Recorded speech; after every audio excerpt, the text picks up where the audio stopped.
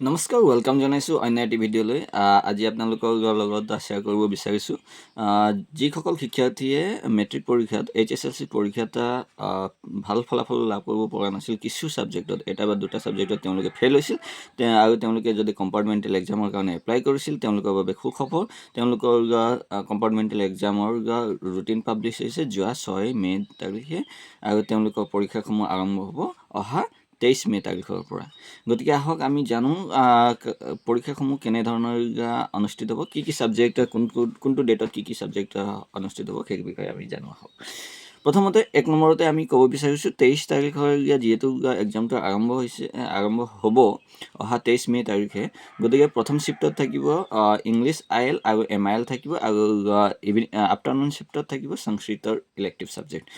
24 তাৰিখে এক্সাম থাকিব। 24 তাৰিখে আপোনালোকৰ ছ'চিয়েলৰ পৰীক্ষা থাকিব। ছ'চিয়েল প্ৰথম শিফ্টত ছ'চিয়েলৰ পৰীক্ষা থাকিব আৰু আকৌ 24 তাৰিখে এটাই এক্সাম আছে মৰ্ণিং শিফ্টত আৰু 25 তাৰিখে আকৌ এক্সাম থাকিব মেথছৰ এক্সাম থাকিব মৰ্ণিং শিফ্টত।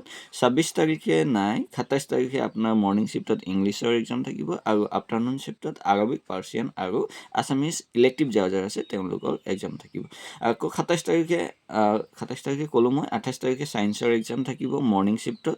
29 তাৰিখে কি থাকিব? 29 তাৰিখে এডভান্স মেথছ ইলেক্টিভ, এডভান্স মেথছৰ যিখিনি ইলেক্টিভ আছে, জিঅ'গ্ৰাফি ইলেক্টিভ যাৰ আছে, হিষ্ট্ৰী যাৰ ইলেক্টিভ আছে, কম্পিউটাৰ ছায়েন্স যাৰ ইলেক্টিভ আছে আৰু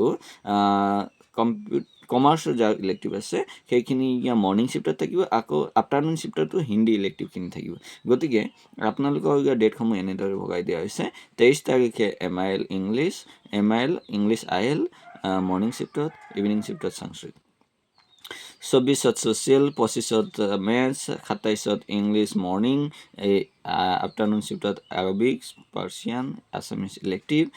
28ত ছায়েন্স, আকৌ 29ত advance maths elective, geography elective, history elective, computer science elective, commerce elective, আকৌ আফটাৰনুন শিফ্টত কি থাকিব? হিন্দী ইলেক্টিভ। গতিকে এইখিনি মই আপোনালোকক জনাব বিচাৰিছিলোঁ। যদি আপোনালোকৰ বাবে ভিডিঅ'টো লাভদায়ক হয়, ভিডিঅ'টো যদি ইনফৰ্মেটিভ হয়, আপোনালোকৰ বন্ধুবৰ্গৰ লগত শ্বেয়াৰ কৰিবলৈ নাপাহৰিব। লগতে এই চেনেলটো ছাবস্ক্ৰাইব কৰিবলৈ নাপাহৰিব আৰু এনেধৰণৰ ইনফৰ্মেটিভ ভিডিঅ'বোৰ পাই থাকিবৰ বাবে এই চেনেলটো ছাবস্ক্ৰাইব কৰি থাকিব। ছাবস্ক্ৰাইব কৰিব, লাইক কৰিব, বন্ধুবৰ্গৰ লগত শ্বেয়াৰ কৰিব। ছাবস্ক্ৰিপশ্যনটো আপোনালোকে ইয়াত যিটো ছাবস্ক্ৰাইব কৰে সেই ইউটিউব চেনেলটো যেতিয়া ছাবস্ক্ৰাইব কৰে, এই ছাবস্ক্ৰাইবটো সম্পূৰ্ণৰূপে আপোনালোকৰ কাৰণে ফ্ৰী। ইয়াত কোনো ধৰণৰ টকা দিব লগা নহয়। Thank you. জয় হিন্দ।